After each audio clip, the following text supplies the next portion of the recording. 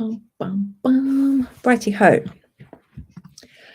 Think I'm live. So if you can see me and hear me, can you comment so I know?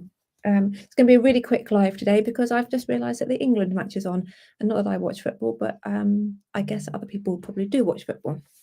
So if you can see me and or hear me, then comment on the little comments thing and say that you can. Now, before I start, I'm going to apologise for how awful I look. I've had a migraine all day and I have not got any makeup on. And I've just realised I've got massive bags under my eyes. So I've had a few questions in advance about girths. So I'm going to answer some questions about girths whilst we wait for some people to join and say that they can hear me. Maddie Webber, I can see and hear you. Awesome. That's good. As long as I know I can be seen and heard.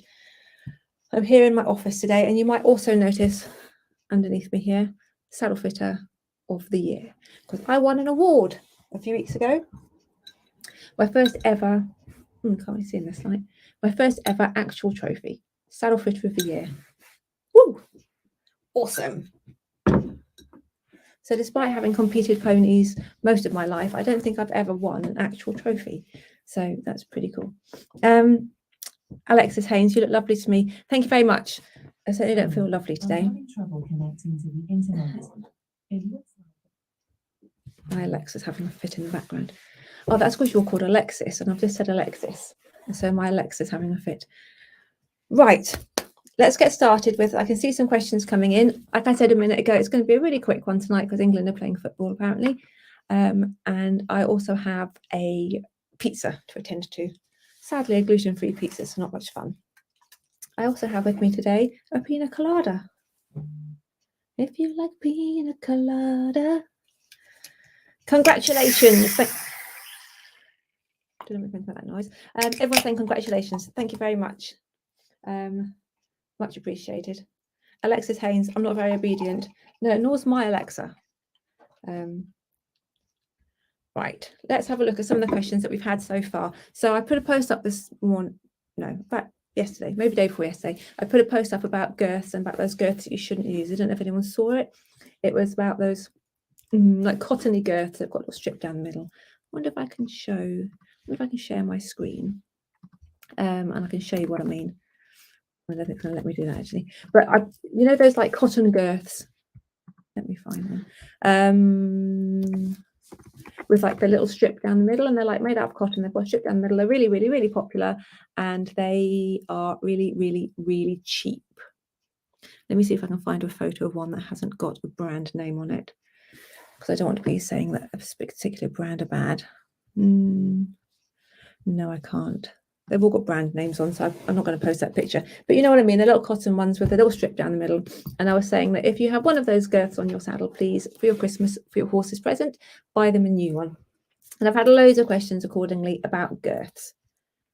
So let's see some of the questions. This Irish cop can said, are there any girths that you would recommend for a horse with a forward girth groove? Do we all know what a forward girth groove is on a horse?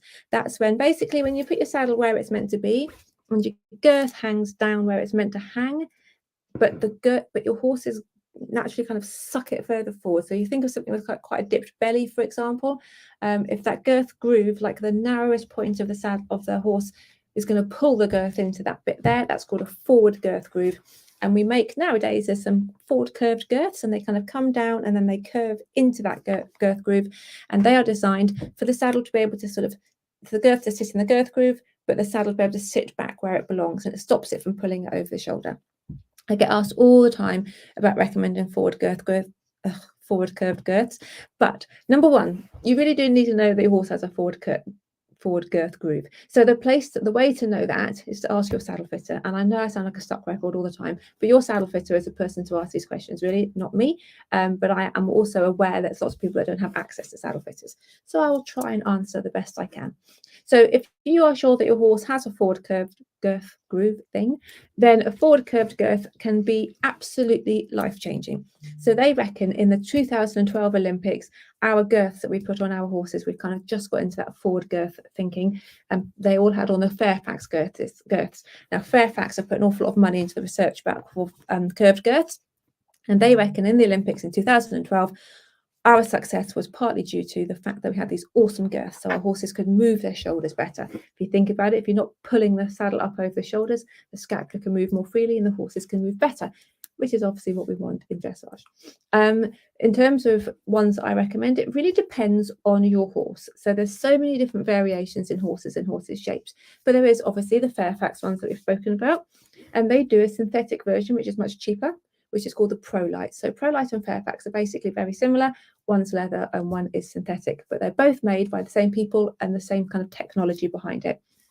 Personally, my absolute favorite one is one called the Ideal F2 or the Ideal F3. They're slightly different shaped curves on them, and they are lovely because they're leather and they're squishy and they're soft, but they're quite expensive. So as a budget one, I recommend a lot of people to the Harry Dabbs. Harry Dabbs do one called, I'll show you one here. Let me see if I can share my screen. Harry Dabbs do one, and it's called, is that going to work?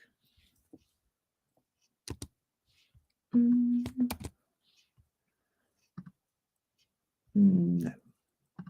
That's not going to let me. Harry Dabbs do one called the Harry Dabbs Platinum Waffle Girth, I think it's called, and that's a really nice shaped curve to it. And then that curve, and they retail about £50. That's a really nice curve. They've got elastic on both ends. The elastic is nice and short and strong, and it even has like a bit that crosses over, which makes it feel extra kind of oomphy. So yeah, so on a budget, the Harry Dabbs ones are very good, but they are only if you've got a horse with a forward curved girth groove. Next question, Stephanie Rachel, what are your thoughts on leather versus gel girths? Well, there aren't that many gel girths, so we'll talk about like leather versus like other girths, if you like. So leather girths, a lot of people think, oh, I'm going to treat my horse to a leather girth because leather's really nice and they tend to be more expensive, therefore they must be better girths.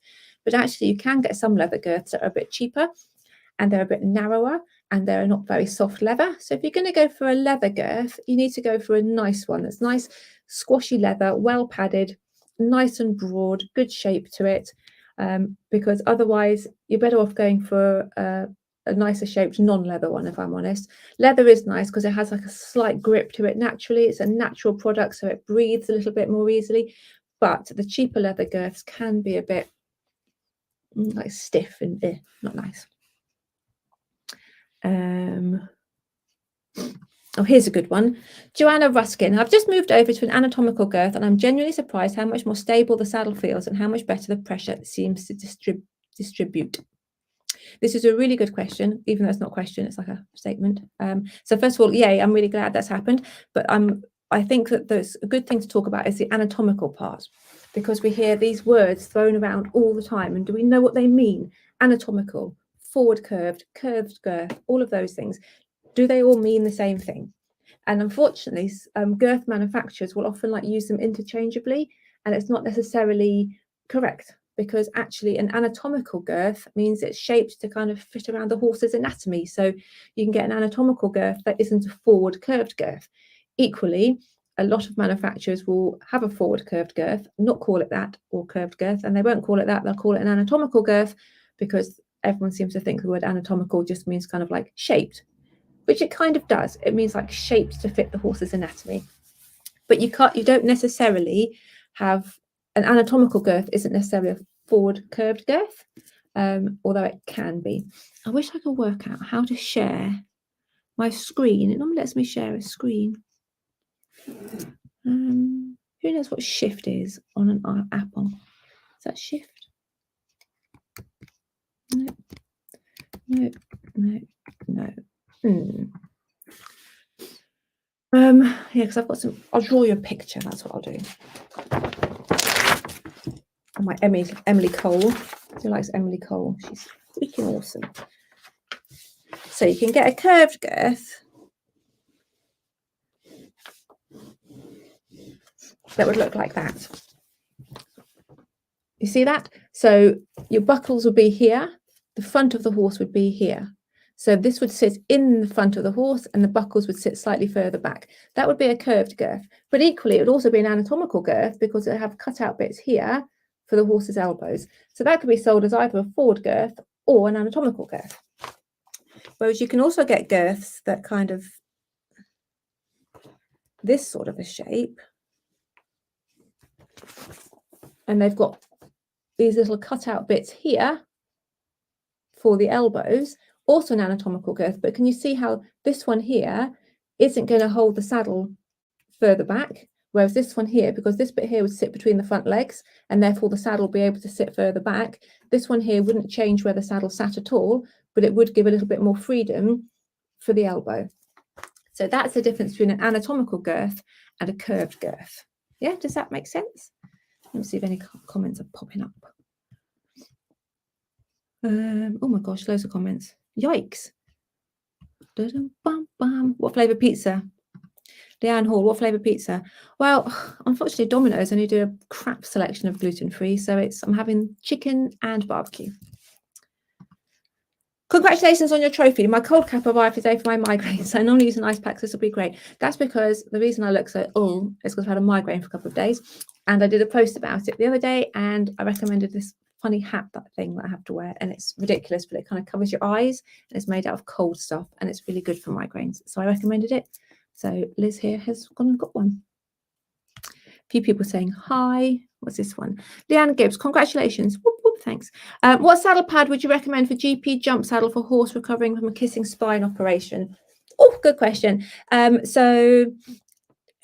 don't really recommend a brand as such, but the saddle pad that you have needs to sit clear of the spine, obviously. So we're presuming that your saddle fits beautifully. Your saddle fitter has said, yes, this is the best fitting saddle ever.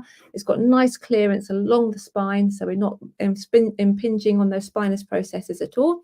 And then your saddle pad, you want one that's got a nice spine to it that sits up into the saddle. So when you're holding your saddle pad up like this, it's got a shape. There's some shape to it. It comes up into the wither, so that when it sits in the saddle, it naturally sits up into the saddle, like into that little gullet that runs along the bottom of the saddle. Sits naturally up into there and doesn't push down on your horse's spinous processes. And the spinous processes are those bits of bone that you can feel along the spine. Because if your horse has had a kissing spine operation, it's going to be very sensitive through there. We don't want any pressure through there at all.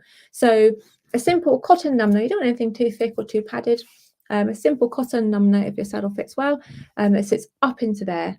So the ones that I really like are the Lemure ones because the shape is very good, but Premier Equine do a very nice shaped one as well. New Med do very nicely shaped ones.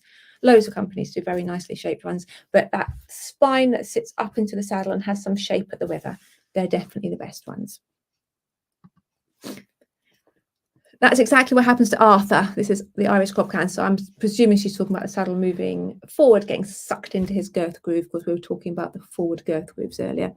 I do struggle with his weight though, which exacerbates the problem. So you find some horses, you know, that their saddle only moves forward when they're fat, and people think it's because the saddle stops fitting in the same way when they're fat. But sometimes it's because when they're fat, their belly drops, and when their belly drops, their girth groove becomes much more apparent. Because if you got a saddle on and a girth around the belly and that girth is done up, it's going to naturally gravitate to like the narrowest point of the horse, really. You can't blame it. It's physics.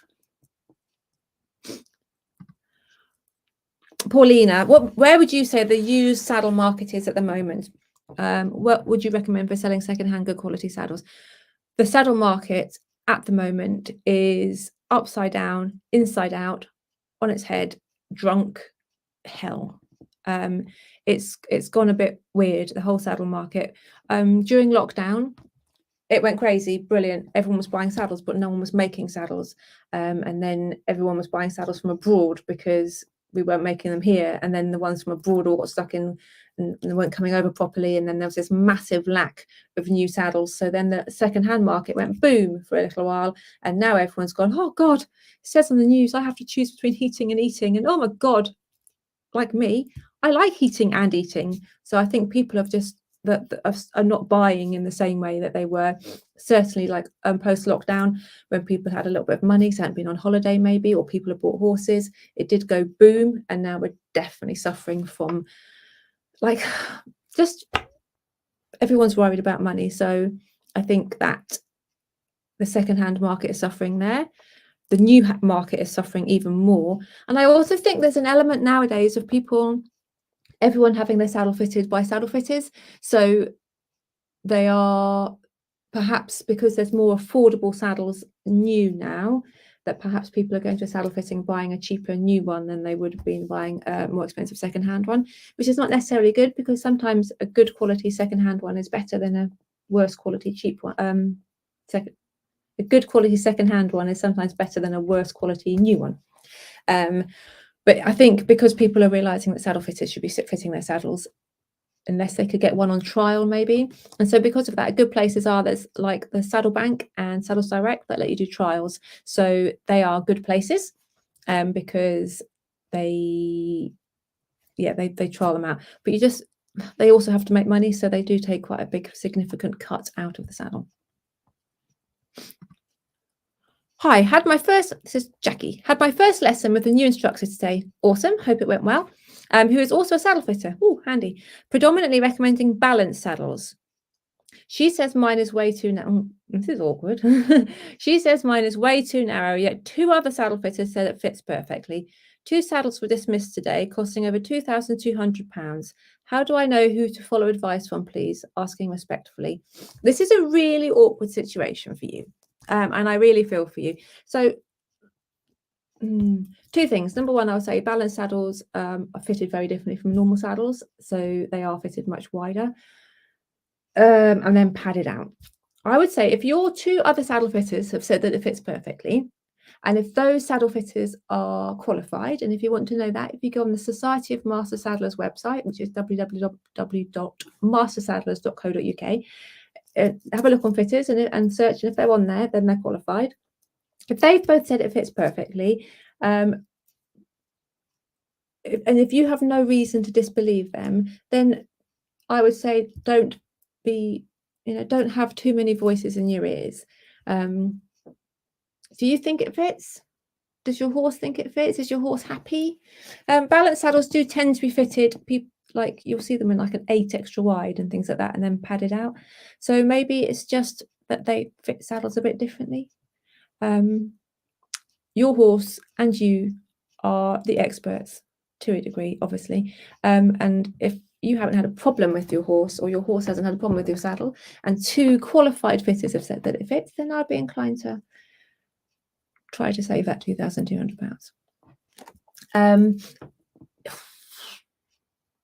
Yeah, that would be my suggestion. And is, are all of them equally qualified, would be my other question. Is your new instructor also qualified as a saddle fitter? So check them all out on the Society of Master Saddlers and see. But it is awkward for you, and I do feel really bad for you. Malin, I can't find a saddle fitter that I trust. One says one thing, the next another thing. Again, similar to the last question, check who's on the Society of Master Saddlers website, because they are the people who have trained for many, many, many years. It is possible to set yourself up as a saddle fitter with no training, no qualifications. My mum could go out tomorrow and say she's a saddle fitter. She can't say she's an SMS qualified saddle fitter, but she can say she's a saddle fitter because it's not currently like a protected term like a human, like for example, I think a human physiotherapist and a chiropractor is, a vet is, but saddle fitter isn't a protected term. So you can do no course, or a 1-day course, or a 1-week course, and call yourself a saddle fitter. So there are many different types of saddle fitters. I would always say to go to a Society of Master Saddlers one, and like hell, we're all human, and maybe not everyone is perfect on the list, but on the whole, they have trained for 5 years, at least 3 years, 5 years. You have to do like 3 years training before you're even allowed to go and do any exams, and exams used to take a while to pass. So yeah, very, very well trained people. Paulina, also thoughts on the Pro-Light girth. We just mentioned the Pro-Light girth. Fine, good. Works really well for some horses. It's nice and broad. It's got a nice shape to it. Some horses find the edges can dig in a little bit, in which case sometimes it's better to go for the leather version. But yeah, they serve a purpose in an area of the market, definitely. I've asked you before, so apologies. How do you fit a horse with a saddle to back? Is it possible to do so?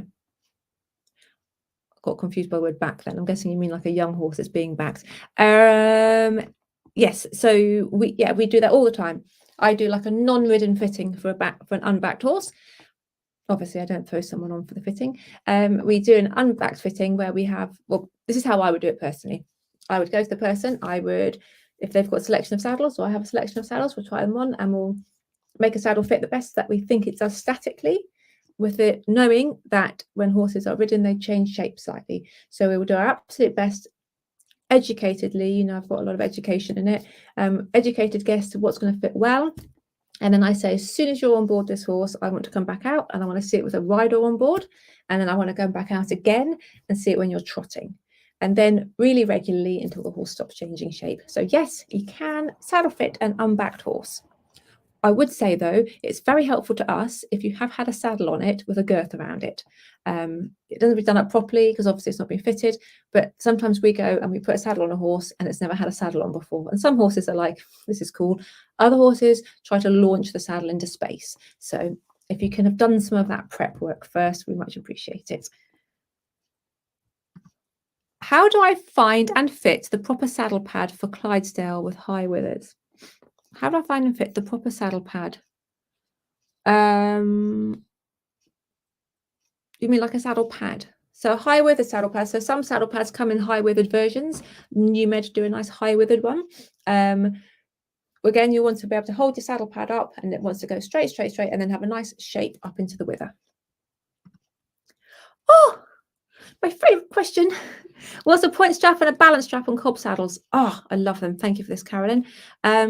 So, you know, when you lift up a saddle flap, normally you have 3 straps, a saddle, like lift up your flap and you have 3 straps normally on a GP saddle. And it's like 1, 2, 3. Well, a point strap is one that sits in front of the normal 3 and a balance strap is one that sits behind. So the point strap comes from the point of the tree, the very front of the tree. If you lift it up and have a look, you can see it comes from the actual tree itself. It's attached to the point, and that stops the saddle from moving forward. And it does that by being placed slightly further forward. So the girth, when the girth hangs, it can hang into the girth groove a little bit more. It also does that by kind of anchoring it down at the front and behind the shoulder. Balance strap kind of does what it says on the tin, helps balance the saddle out, and that's placed right at the back of the tree. And that is for saddles that slip side to side, really. So if your saddle slips left, you might use your right balance strap under the guidance of your saddle fitter, obviously. So yeah, point and balance strap. However, loads of saddles nowadays, you lift up your flap and you've got 3 straps, and some of them aren't your normal 3 straps. Sometimes you have a point strap, a normal strap, and a balance strap. So you don't really know without lifting the flap right up and seeing the placement from the tree where they come from. So if they come from the very front of the tree, the point, then it's a point strap. If they come from much further, almost at the back of the tree, then it's a balance strap. For example, thoroughgoods nowadays, their standard girthing is 0.13, and they have a little tab to move to a balance strap. That makes sense. They're also known as cob straps, which is why you have them on your cob, because cob saddles tend to move around more than non-cob saddles, and they just help the saddle not move quite so much. Oh, I love a balance strap. Oh my Lord, I've got loads of questions coming up, including some very random spam we'll get to in a minute. What's the best way to successfully sell a second-hand good quality saddle? We've just covered that on Facebook Marketplace, or one of the companies that take them in to sell them, like Saddle Bank or Saddles Direct. My saddle fitter has told me my Fairfax GP tree is too curvy for my flat-backed X-Racer. What brands would have a straighter tree than a Fairfax? So this is Samantha McPherson. So this is a question we get asked a lot. People will say, oh, Albions don't fit my horse, they're too curved or something. But actually the majority of brands have a variety of trees within that brand. So we'll say, for example, we'll go Kenton Masters. Kenton Masters have a high withered tree, they have a standard tree, they have a cob tree, they have a flat-backed tree, they have a pony tree. You know, there's lots of trees within there. Ideal, for example, I think Ideal have something like 120 trees or something, different trees that can go in saddles. So it's not really a case of brand, it's more a case of type of saddle. So if you've got a flat-backed X-Racer, I'm presuming, because it's an X-Racer, I'm presuming it's not completely barrel-like, I'm presuming it means straight backs, then there's loads of saddles that can fit that, loads. And it's not really about brand. So Albion have one that's quite straight with a bit of wither. They also have one that's quite straight. I mean, like every brand has dozens of different trees within it usually. So and the Fairfax GPs, So very similar to Fairfax's, the Kenton Masters, and the Kenton Masters do a straight backed version. So yeah, try something else. Oh, long one. What do you say about adjustable saddles such as Wintec or Purpose saddle? I'm currently training a young horse that's just turned 5. I wanted to wait until he'd grown out more before I purchased a tailor-fit saddle from a fitter. However, I'm working on a budget, and the master saddle fitter I tried to work with does not give me any option below $4,000. I'm hoping you're in a country where dollars is like loads of pounds, because that's loads. Is this normal? I think 1,500 or 2,000 should be a perfectly reasonable budget, so I'm sticking with my Wintec for now. I think it depends on what dollars you mean. So if you're in American dollars, then I think they're not too different from English dollars, in which case that's a lot. So yeah, the Wintex a few years ago had a whole new overhaul and were a bazillion times better. So the older Wintex, the panels were a bit hard and the airbags were a bit meh, and everything was a bit bleh. But nowadays they have really revamped themselves and are brilliant. Wintec also have a sister brand called Arena, which is like a leather version of them, and also Bates. Like Bates are quite good for these like youngsters. Also, you've got Thorogoods and Kenton Masters. I feel like an advert for Kenton Masters tonight. So all of those adjustable saddles are really, really adjustable.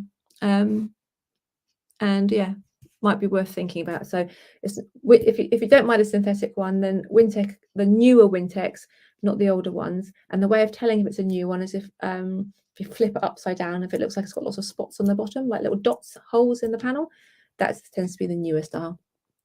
Yeah, Wintec, Thorogood, Kenton Masters, Bates, Arena, they're all budget saddles that are very adjustable. This Irish cob, I'm really sorry to hear he had a migraine. Oh, that's been brewing for ages, so it needed to come to the surface. Kirsty Squires. Hello, Poppy Webber's qualified saddle fit. Hope you're well. I am. Kirsty Squires is a client of mine. As you know, Frankie's saddle is a foam panelled Nick Dolman saddle. What's the best pad to give a little more shim shim ability, comfort over winter when his weight drops a bit and he's in a little less ridden work over winter? So in terms of, it's probably a half pad between your saddle and him. And there's been lots of research on half pads, and the ones that came up best in terms of like shock absorption, that's the word, are the sheepskin ones, the Lemure lambskin ones came up really well. But also the ProLite ones are very good. And both of them also offer like the shim system. So you can have a ProLite pad with the shims in, or the Lemure do one called ProSorb that has the shims in. If I'm honest, I slightly prefer the ProLite shims, but I slightly prefer the Lemure pads. Anywho, yeah, so if he drops a bit of weight and you get that little bit of a dip, and if you don't want me to come back out, you know, why wouldn't you want me to come back out? God, then yeah, that's a way to do it. Oh, next question. I have a question about Western saddle. Oh, I don't know about Western saddles. I know what to look for the correct fitting English on Western saddle. However, I've been instructed by a lot of non-saddle fitters with how thick a Western saddle pad needs. I have large saddle cloth and I fold it in half to make it thicker. I know nothing about Western saddle pads. I will point you in the direction of someone who I don't know for sure knows loads, but I see good stuff on Facebook, and that's Western Tack Trader. So yeah, maybe there's someone to ask. I do know that Western saddles fit very differently from English saddles, and they are used with much thicker pads. This Irish cob can. My horse was diagnosed with kissing spines. Oh, gutted. Hope they're okay now. I love Lemure and Evolution horse saddle pads. Excellent. There you go. The person that was liking. We've got some nice spam here. Look. Like my hot photo here.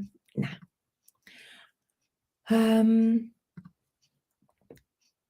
Had my horse saddle checked as it was slipping slightly to the left when he's fresh, or going down a steep hill. He has an anatomical girth on. She said it was him playing up, but what would you recommend, please, to keep it in place?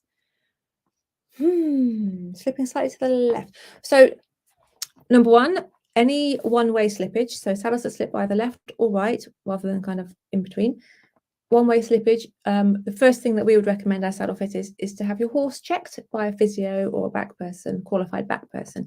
And that is just because evidence has suggested, well, proven, that about 97% of one-way slippages are caused by something going on behind the saddle area on the horse. So it could be that when your horse is a bit more fresh, he's just using his back end a bit differently, and any discrepancy is exaggerated, exacerbated.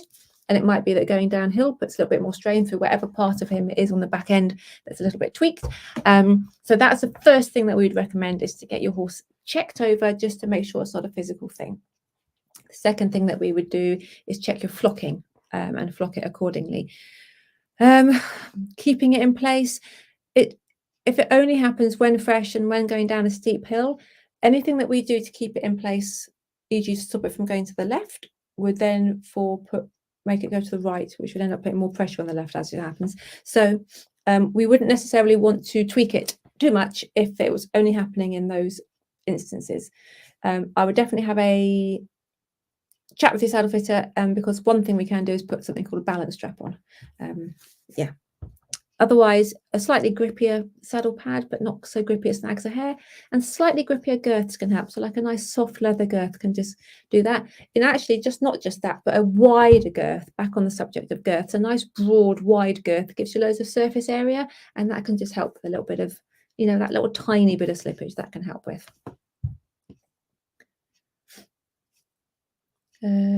Other people saying same question. Should I buy a saddle with a short gullet for my very wide-shouldered horse? Just drinking my pina colada. A short gullet. Do you mean like short points, maybe? So often on the big-shouldered, broad types, the points on the saddle, so the points at the front of the tree, those bits that stick out in the front of the tree, sometimes they are shorter on the cob saddles because the long points are like designed to stabilize the saddle over a horse that's got maybe a little bit less muscle there.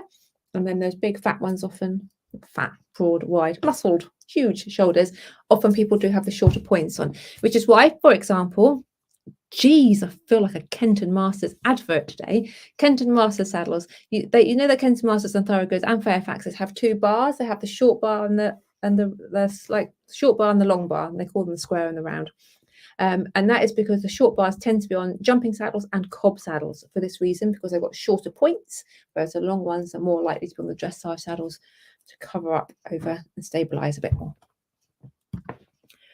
Will the society tell me who's in my area? I live in the very far north of Scotland and struggle to find one saddle fitter. I hear a lot about people in Scotland, but there are definitely saddle fitters in Scotland, because I had Scottish people on my CPD things quite a lot. So if you go on the Society of Master Saddlers website, www.mastersaddlers.co.uk, and you can select, I think they've really modernized it now, and I think it just knows where you are and it tells you your nearest saddle fitters. But yeah, I do think that Scotland is an issue. You might get Kay up there. I think she's Scotland and she's really good if you can get her. Yeah. Ooh, do you rate the Lemure Gel Tech girth? This is really tricky because I love, this is tricky for two reasons. I love Lemure. Everything they sell, I tend to love. I love them as a company. I love them as people. And the other thing is, I don't like to tell lies. So what I love about the Lemure Gel Tech girths is their shape. It's lovely. The bit that sits on the horse is absolutely lovely. It's a really nice shape. It's a nice leather. It's squishy. It's lovely. The short ones, so like the dressage ones and the ones for the mono flap saddles, oh, they're lovely. Really nice. It's lovely shape, nice and squishy. But the long ones, I think the elastic is a bit too long on them. I feel like if the elastic was a bit shorter, they'd be perfect. But they're a little bit too long for me, the elastic. But otherwise, they are brilliant. They're a nice shape. They're nice material. They are nice. Everything Lemure do on the whole, I think, is quite nice. I wish you'd been a saddle fitter in the north. I absolutely love your custom saddle designs. Thank you. I spend an awful lot of time drawing them, and I'm not very good at art. What stirrup leathers would you recommend for jumping in?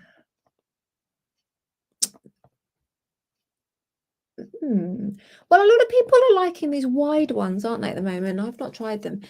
I think stirrup leathers are a tricky one to recommend because it depends on a lot. The problem is I say to people, get non-stretch ones because it stops them stretching. And then people go and get non-stretch ones, but they get crap ones and then they're really bulky under their leg and they get little bruises on the inside of their thigh. I think that people have fallen into going into the tack shop and they're seeing this vast array of stirrup leathers that range from $7.99 to $129.99, and they think all they are strips of leather with holes in. Like surely $7.99 is the same as $129.99, but there's such a difference. And I'm not saying that the more expensive are the better, but on the whole, there's such a range in kind of quality. So what you're looking for with them is not preferably either the solid leather ones, like exceptionally good quality, so they're not going to stretch, or the non-stretch ones. And then in the non-stretch ones, what you're looking for is that they're quite easy to bend in half, because if they don't bend well, then when they go through the buckle, you get a really big lump under your thigh, and they're not nice. And they're also horrible for people like me to change the stirrups. If you said for flat work, I would have said the T-bar leathers, because I love the T-bar leathers, but they're just not quite recommended for jumping, because that little T, the little bar that's made in the shape of a T, isn't quite strong enough for accidents out jumping. Is there a way to try your saddles if we aren't in your area? I have 2 walk to fit ponies. Pop me out a message. I'll see. What kind of girths are the best in case of ponies? Forward girth groove, big belly, etc. Basically, every saddle fit is a nightmare. I refer to these ponies, if I'm thinking of the ones that she means, as being like a wedge of cheese. So like a little bit of brie. You know, brie's like that triangle shape. Some ponies like that, big bellies, itty bitty shoulders, and the saddle just wants to sit on their ears. So the forward curved girths can work brilliantly for this type. Really good. ProLite have just started doing a pony range, which is good. There is a bit of a problem because, if I'm honest, not enough companies make them small enough for the small ponies. But ProLite have just started doing them as a pony range. And if you want to splash the cash, Ideal F2s, which are my personal favourite, do go small because they're made to order. Right. Lindsay Selby is a client of mine. So you wait until I see her next.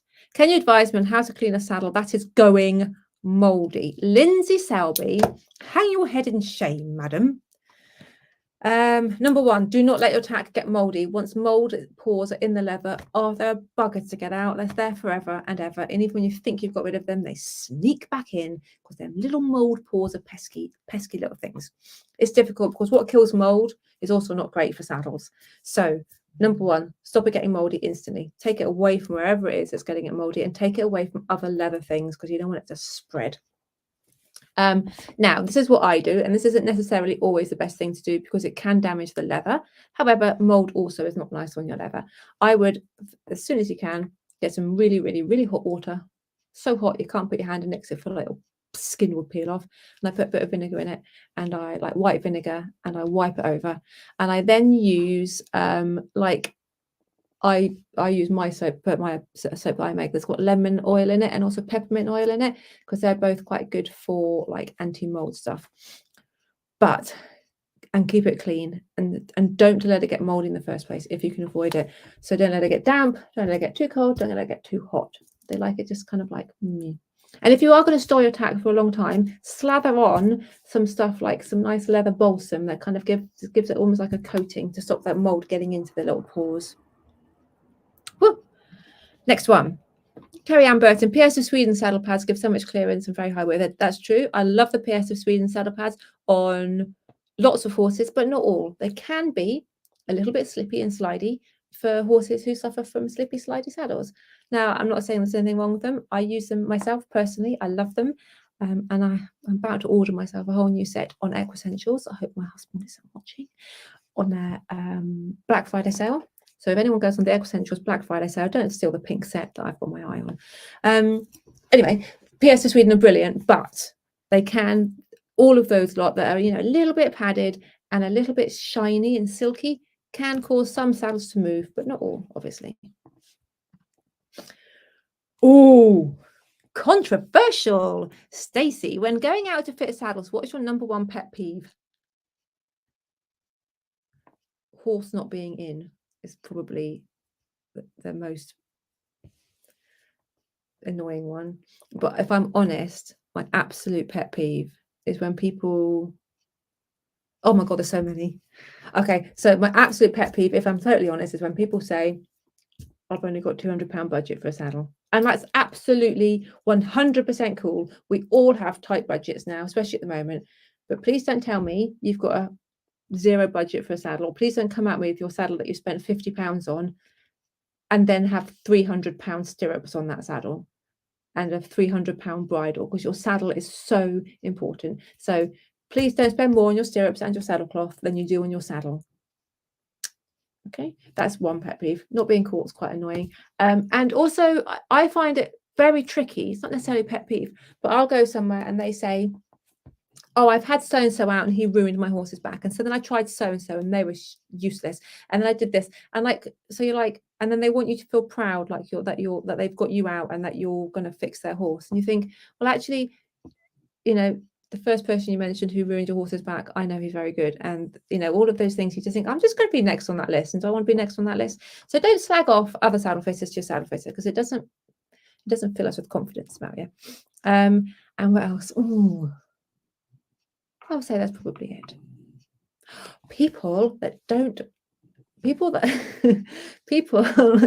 because we're on the road often all day and don't have time to stop and, you know, have lunch and use a normal public toilet. And sometimes we're on the same yard for quite a long time where there's no toilet.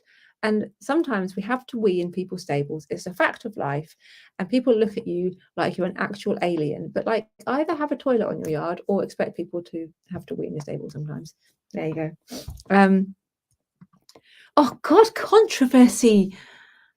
One after the other. What are your views on treeless saddles? Personally, my personal view, and everyone hates me for saying it, I hate them. I absolutely hate them. The reason we have a tree and a saddle is to distribute our weight. We distribute our weight from front to back of the tree. From our girth straps, the pressure is distributed. Our weight is distributed. The pressure through the stirrup bars, distributed from front to back. If you don't have a tree, you don't have any of that distribution. And everyone will say, I've got a tree and a saddle, my horse has never moved better. Well, come back in 6 months' time. Or the ones that are okay are the ones that actually are treeless, but they have some kind of a tree in them, like a leather tree or something that does act as a distributor of pressure. And the same goes for those total contact saddles that everyone goes crazy for. And they're great, brilliant, every now and again without stirrups. But please don't ride them on all the time, because you will cause a pressure point. It's plain and simple physics. If you're putting your pressure over an area this big, it's much better to push it over for something that big. Make sense? What off the peg saddles are good for 6 foot long thighed riders with a decent length of flap? So it doesn't catch a flap. Oh God. Anything very forward cut. So there's lots of off the peg ones, forward cut. Anything that basically is kind of cut for like a cross country cut. I would probably, one that's got quite a decent length of flap is something like the Ideal Impala Pro. They're nice, quite good for long legs, nice open seats, so they give you lots of room. Yeah. Ideal have 320 trees. 320. I said 120. My custom saddle is built on an Ideal tree. I love it. I love it too. I don't even know it. I love it. I love that because Ideal make my trees. I make my saddles. So my saddles are mainly on Ideal trees as well. What would be the best saddle for Belgian Ardennes? Well, everyone fits it. It's probably quite cobby, so probably something with a flat tree. But you know, you say that, but some cobs have got withers and some heavy horses are actually quite narrow. So it really depends. Really depends, I'm afraid. American dollars. That's a lady that's saying her saddle fitter said that she needed £4,000. Well, I'm not an expert on the exchange rate of American dollars, but I'm pretty sure that's a lot of money still. Oh, interesting. Amanda Reed, what do you think about the Bates of Vanta? Saddle fitter recommended. I really quite like them. I like the look of them. I quite like the feel of them. They don't fit everything, regardless of people thinking, oh, it's adjustable, it'll fit everything. No, they don't fit everything. It's a lie. I quite like them. And you know what I like? They do a black and brown version, which I really quite like. The leather's lovely. They're not cheap. If your saddle fitter is qualified and knows their stuff and has recommended them, then go with it. Go with it. They're nice. Anxious about switching from flock. Oh, what, to the air? Okay. Don't be, because nowadays the care panels are so much improved. I'm presuming you've tried one in a fitting and your horse hasn't said, oh God, I hate air, like some do. Then you'll be fine. The air nowadays is so very different. And the good thing about the care nowadays on the new bait saddles is that we can like riser system that we can put in. So with a flock saddle, it's great because you can lift at the front or the back or the right or the left. But you can do that now with the bait saddles. So by putting shims in instead of flocking in. So I wouldn't worry too much about that. Jill Taylor, I've just listened to your love for the cob balance strap. My Kenton Masters cob saddles feels lovely since your last visit. I'd be interested in Western saddles if it's something you have knowledge on. Number one, I'm glad your cob saddle feels awesome since my last visit. Nice to see you the other day. Western saddles, again, I know nothing, but you know what I'm going to do? I'm going to learn, not to fit them because I don't want to fit them, but I'm going to go and do a video. So watch this space. I reckon in spring, summer, I'm going to go and find a Western place and let's do a video on Western saddles and let's learn about them. This is my friend Justine, who moved to Australia. Just tuned in to hear your lovely voice. Just been nearly no comment. Yeah, it has. You're right. Lots of love. I hope Australia's awesome and you haven't been eaten by a poisonous spider. FYI, the only reason I'm not visiting you. Just heard your comment. Good, good, good. Lady of Kissing Spine. Oh, just want to say thanks. After the embarrassment of you pulling my saddle apart, I took on board everything yourself and Steph had said, and while checking saddle out at a Tack auction, I was looking for things I'd never even thought of before, checking a button for a brand, stirrup hooks for rivets, flipping over and checking straightness, and needless to say, I came home with no saddle from the auction. Ha ha ha. I was astonished at what crappy secondhand saddles people are happy to sell on. Absolutely. Oh, this Irish cob can. This is about stirrup leathers, I'm guessing. I have some free jump wide ones. Do you like them? Do you love them? Yeah, and again here, Lemure wide ones are great for stabilizing the legs. So this is those stirrup leathers we're talking about. I have just bought a pair, as it happens, of the Lemure wide ones. So with the intention of trying them out to see. Maybe I'll do like a competition, see if I've got, because I don't do enough to try them out. Maybe I'll get someone else. This is Lindsay Selby, who has the mouldy saddle. Let's all look at her with disapproving looks on our faces, shall we? It's the Barnsley one, not the Pee-wee ones. So it's not the one I made her, luckily. Jen Gray. How often should you clean your tack? I've been cleaning mine after every ride, but was told it would degrade the stitching. Is that right? Yeah, don't clean it after every ride. Oh, some people do, but no. I think, well, it shouldn't degrade the stitching too much because stitching on modern saddles, and I know that Jen's got a new saddle, is not cotton. It's like synthetic and it's all waxed and everything, but still you shouldn't clean them all the time because leather is made up of fibers that are like snug together like that, like skin, and the more you clean it and stuff, the more they kind of stretch. So you know when you've got a bridle that's been over cleaned in it, and it just feels a bit like boingy, that's just, it's ruining the leather. Clean your saddle, in my opinion. Clean your saddle when it's dirty. Clean off dirt. When you can see dirt on it, clean it off. And then other than that, when it's dry, put some good conditioner balm or balsam on it. Don't over clean them. Bev Jenner, laughing face. I don't know what she's laughing at. Probably my face. Here we go. The lady that was up in Scotland asking for a fitter. Megan has found you a fitter. Louise at Stirlingshire Saddlery. She's qualified too. Visits up as far as Orkney every 6 months. Oh.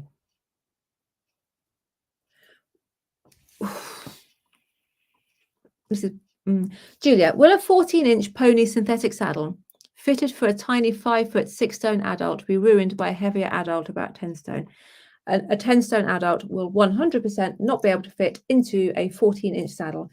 It might ruin the saddle, it might not, but it will most certainly ruin the pony's back underneath, because 14-inch saddles are designed for people aged about 5. So no. And what will happen is that the rider who's too big for it, their weight will sit on the wrong part of the saddle, dig into the horse. Ugh, all hell will break loose. I know. People are using Treeless for kissing spine horses, but we don't understand it. Nor do I, because it's the opposite of what you want. Kissing spine is when the spinous processes go and touch. You want that back to come up, not sag down, not have a pressure in the middle. Oh, this is the lady with a 14-inch saddle. Will they ruin the saddle over 1.5 years of using it? My mare will need another fitting done. Yes, I 100% would not put an adult in a 14-inch saddle, even for a minute, personally. It will cause the pressure on the saddle to be wrong and the pressure on the horse's back, pony's back, to be very wrong. Rachel Jane Cox, thank you. Been toying with the idea of them treeless. Don't do it. But what you said makes so much sense, especially about distribution of weight. So I don't know if you guys know, but I've got a YouTube channel. Well, I was going to say I've got a YouTube plaque on my wall, but it's fallen off. So I've got a YouTube channel, and one of the videos I made is about treeless saddles, and I got so much hate for it because I was like, this is a tree, this is what we have in a tree saddle. And then I was like, and I haven't got a treeless saddle, so I'm just going to use this instead. And I picked up a pillow because that's basically what a treeless saddle is. It's nice and comfy for your bum to sit in, apart from the ones who do have a sort of tree in them, but in which case they're not treeless and they're very expensive. How do you know that you have a good saddle fitter? Well, have they got an award on their mantelpiece? Number one, are they on the Society of Master Saddlers website? Because if they are, then they are very well trained. And, you know, some people, maybe they're not, they've gone a bit crap since then, but you know for sure that they are very well trained if they're on the Society of Master Saddlers website. Are they well recommended? That's what I would say. You want someone that's recommended, but also qualified. Because if they're qualified, then they're insured, and you know that they're trained, and you know that they keep up with all the latest research and all their CPD, which is continuous professional development. So recommended and on the SMS website. And then do you click with them? Because you know what? I'm sure I go out to some people and they think, she's a bit of a twit, and they want somebody else. You know, it's a relationship that you have with someone. They have to trust you and like you, I think, to a degree. So yeah, follow your heart. This is about stirrup leathers again. The free jump is really soft against the saddle leather. Good. I have to have children's stirrup leathers with flexi safety stirrup irons. That's because you must be very little. Because children's stirrup leathers go up to 48 inches, which is short.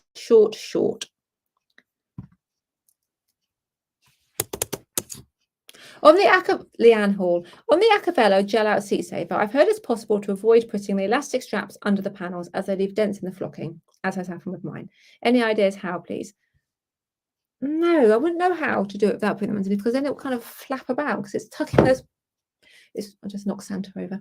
It's tucking those doobie whatsits under the panel, isn't it, that holds it securely.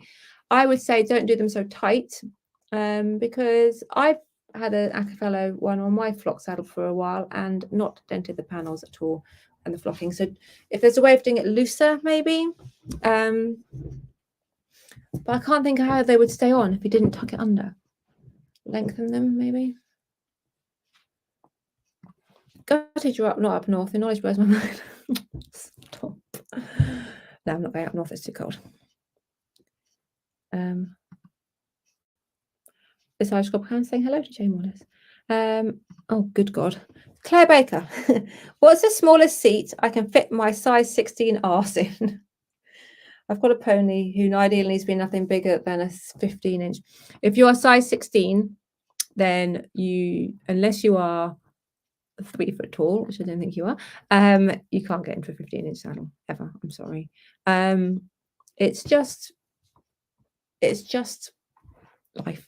Size 16, I can't think how big a size. A size 16 is probably going to need an 18-inch saddle, but might be able to get away with 17.5. Would be my guess, depending on how tall you are. If you're super short, 17.5. But yeah, a 15-inch saddle is 7-year-old to child size. Yeah. My pony was fitted for me. My pony. I'm fighting to get her back from a girl who took her from me last May. Caught in December for quarter haul. I'm so worried about her back. She's too tall and heavy. Yeah, it sounds to me like you've got a bit of a tricky situation on hands, and I hope it all sorts out well. Like your hoodie, is it equiboodle? No, it's the ones that got like motivational quotes. This one says, "Don't give up." See? And it's made by Wild Like Her. Highly recommend them. No, absolutely. This is really old now, but they're really snuggly and they're really warm and they've got thick things there. And then you can have whatever motivational quote you want written on there. Wild Like Her. They're on Facebook and they're fabulous. Another client of mine, Panda and Crystal, loves her saddle. Good, because they're an awesome pair. Helen Fuller, you know you've got fabulous saddle fitter when the saddle fitter. Oh, stop, guys. Stop it. Is it okay to use the same saddle on two different horses, similar size? Yes. But whilst it's okay, is it recommended? Not often. It depends if it's foam, if it's flocked, how much is being ridden in. Because a flocked panel will to a degree mould into the shape of the horse. So if you're changing it, it's not getting that chance to mould. If it's a foam panel, I guess they get swapped around all the time, don't worry. It's not illegal. It's not bad. It's just not something that we would necessarily recommend long term. Does that help? Hope so. Opinions on synthetic flocking. Is it worth sending for a full reflock to get my saddle changed to natural wool, even though the flocking isn't too worn and hard yet? My mare is very finicky. It depends, because there are some modern day synthetic flocking that isn't bad. So some of the actually quite high-end saddles have some okay synthetic flocking in them. But if it's that stuff that's kind of like blue or then no, get it swapped out straight away. It depends very much on the type of flocking that it is. There's some companies that have this very slippery, almost like siliconized flocking now. It's in like the GFS Monarch saddles. Some horses, it's brilliant, lovely. Others, it's far too bouncy and it hasn't got that deadening that a natural wool would have. And so it's just not good on other horses. And sometimes you have to strip out a whole new saddle and put new stuff in. So yeah, it depends. It depends. Fabulous, fabulous, fabulous. Hello. Hi, Crystal. How are you? Are you good? How's your pony? Right, let me see if I've gone through all the questions. I think I've read out most of them. Oh, I'm going to read this one out that I had earlier, because I thought this was quite interesting. And again, it's not really a question, it's just like a statement. After updating my girth from a string girth to a pro-light girth, I've noticed a huge difference in my horse's movement. Yay! Especially through the shoulder. I'm also now sitting in a better position, which means less back pain. Now, I was wondering, who knows why she might be sitting in a better position now she's using a pro-light girth instead of a string girth. Now, by the way, there is absolutely nothing wrong with the string girth. Some horses they're really good on. I'm just saying in this situation, what would make her back pain bad by changing the girth? I'll tell you.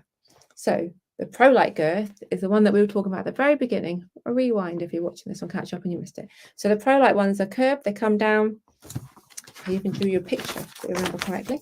So they're like this. They come, and this is the front of the horse here, and this is the tail of the horse here. So they come in and they curve into the front of the horse. They allow the saddle to sit back away from the shoulder a little bit. So because it's sitting back away from the shoulder, it's making that mare's, her mare, did you say mare? Her horse's movement much better through the shoulders. Excellent. That's what they're designed for. Not all horses need them, but if your horse does need them, they're brilliant.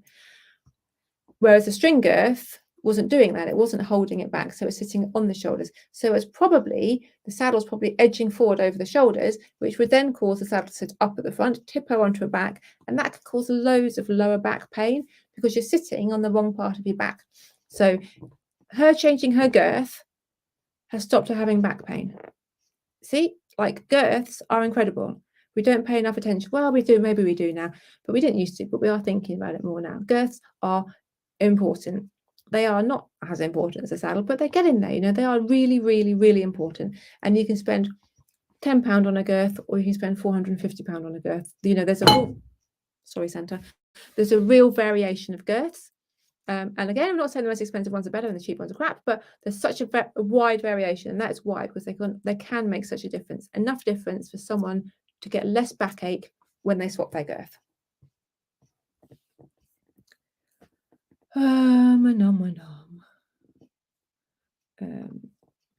If I'm looking at treed saddles, yeah, good. I have a Wintec wide 18-inch. I'm on the heavier side of the fatter arsenal, which worked for my best since she was 4. She's now 9. It's been adjusted using shims as and when. Although she is overall fine, I'm now noticing some lack of muscle development below the wither area. Is it as simple as saddle could need widening? I had hoped to get her more grown-up saddle at this age. And I had thought of the Arena range. So the Arena is very similar to the Wintex, made by the same company, Saddlery Brands International, and they've got that same tree in them with the same gullet bar in the front, and they fit fairly similarly as well. Now, people think if saddles pinch at the front, they're too narrow. Not always true.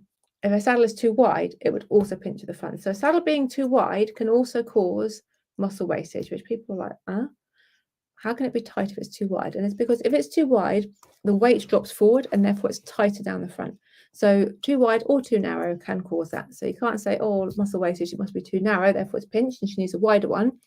And we see that a lot. People think, oh, it feels tight or it's pinching, so they go wider, and it still pinches, they go wider, and they end up in an extra wide thing when actually what they needed to do was to go down narrower. So obviously you've had it adjusted, therefore you have a saddle fitter. So I'll speak to your saddle fitter. I would also check and see if it's one of the old ones or one of the new ones, because the new ones are much better than the old ones. And I don't mean that disrespectfully to the old ones, but there's just their panels are like a rock, and the tree's much more bendy in the old ones, like curved. Oh, lows and lows. This message here, you see this one here, Lindsay Redsback. That's my PA. She's waving to me. I don't know why she's waving to me. She's seen me today already. We had a meeting this morning. Hey, Alexis. I thought my Alexa was going to answer. What area do you cover? I cover Cambridgeshire, half of Lincolnshire, half of Norfolk. I'll go down to Newmarket-ish. I had an opinion. It might always be a good idea to change synthetic wool for natural wool in case of elastic trees. No, I think different wools serve different purposes, and sometimes the natural wool is what you need because it has that slightly more deadened feel, whereas the synthetic one can be, well, it varies a synthetic one, but they can be really bouncy or they can be too dead. Whereas a natural wool, you know what you're playing with more. Butane saddles, the latex inside them warms up the horse's back and molds to it. To a degree, like a foam, latex does warm and mold, but it's the tree that gives the overall shape, not the panels. Worried at girths. Don't worry about girths. No, do worry about girths. Get the right girth. They are important. As I'm your saddle fitter, you will have the right girth because I would have told you if you didn't. My tack looks dirty after every ride, especially my bridle. My boy likes to sleep on his shit. Poo. But we'll start to only wipe the dirt off. Yeah, I would, like literally with a slightly damp cloth, just wipe the dirt off. You don't need to clean it. Thank you very much. Butcher. I'm actually still buzzing. Yeah. Panda loves the saddle and so do I. Good, I'm glad you do. Right, I reckon that's it. I said to myself I'll do 20 minutes and I've done 1 hour and 2 minutes. So that's a lot. I am going to do though. Oh, hang on, I'll read this one more question that's coming first because it's an important one. What's your opinion if you have a bigger rider but the horse needs a smaller size saddle? Would you go to the larger saddle so the weight is better for the rider, or do you go for the smaller saddle to fit the horse? Do you want to hear something that's really heartbreaking? I'll say get a new horse. I probably wouldn't say that actually because I'm too nice, but I can say over the internet, can't I? Yeah, if you need a saddle that's bigger than your horse can take, then you either need to spend a lot of money by getting a custom made one and hope that they can make something with a slightly bigger seat and slightly more forward on the knee, or unfortunately you need to reassess your horse choice, which is horrible to say. And I see, and I do see it sometimes. I saw a girl the other day and she got very upset, but like the horse needed a 16-inch and she needed an 18-inch. There's nothing that I could have done then. If the horse needs a 16.5 and the rider needs a 17, you know, that's fine. We can usually work something out in terms of making something or shortening a panel or something. But no, with that, no. Do you know if the Equi-Royal saddles are any good? They're very affordable, but I'm not sure. I don't know. Let me have a quick Google. I've never heard of an Equi-Royal. Equi-Royal saddle.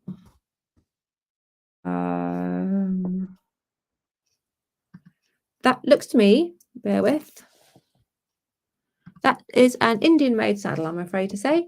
I've had a Google. It's an Indian made saddle. If you go onto my YouTube channel, which is a day in the life of a saddle fitter, and order my videos by like most viewed, because I think it's my most viewed one. It's like had hundreds of thousands of views. And it's I bought a cheap saddle part 4, I think it is, or something like that. It's basically me dissecting one of those saddles. Look at that. There's a reason why they're very affordable.